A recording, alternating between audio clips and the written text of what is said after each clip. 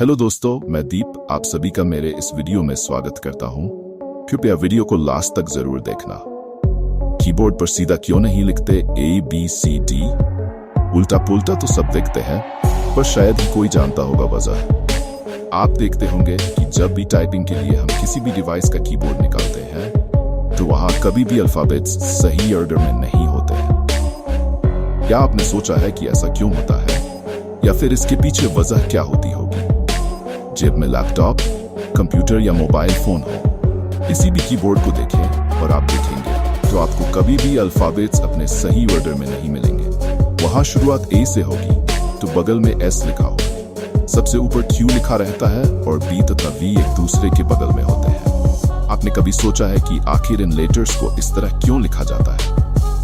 कई लोगों के मन में ये सवाल होता है कि इन्हें सीधे सीधे क्यों नहीं लिख दिया जाता। यदि आप कीबोर्ड पर लगातार ABCD लिखते हैं, क्या समस्या होगी? टाइपिंग में आखिर उल्टे सीधे अक्षर लिखने की जरूरत क्यों है? वर्तमान में कीबोर्ड में उपयोग किए जाने वाले प्रारूप को QWERTY प्रारूप कहा जाता है। प्रत्येक की पर अंग्रेजी वर्णमाला के अक्षर लिखे होते हैं। इसी विशेष प्रारूप का पालन करते हुए लेटर्स को लगातार नहीं लिखा जाता है। A से Z तक अक्षर कहाँ लिखे हुए हैं इसे याद रखना पड़ता है। इसके लिए टाइपिंग सीखनी पड़ती है। अगर ABCD को क्रम के अनुसार लिखा जाए तो क्या टाइप करना सुविधाजनक होगा? अगर ऐसा हो सकता है तो ABCD को सीधा सीधा क्यों नहीं लिखते? दरअसल कीबोर्ड पर इस्तेमाल होने वाले QWERTY प्रारूप का उपयोग कई दशकों से हो रहा है। इस प्रारूप का जन्म कंप्यूटर के जन्म से बहुत पहले हुआ था, यानी ये टाइपराइटर के युग में आया था। टाइपराइटर का आविष्कार करने वाले क्रिस्टोफर लैथम शोल्स ने ABCD प्रारूप में पहला कीबोर्ड बनाया था, जिसमें ABCD लगातार लिखी जाती थी।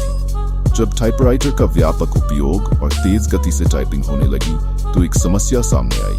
दरअसल एक ही अक्षर को बार बार टाइप करने से टाइपराइटर की सुइयां आपस में उलझ जाती थी, जिसकी वजह से तेज टाइपिंग मुश्किल हो गई।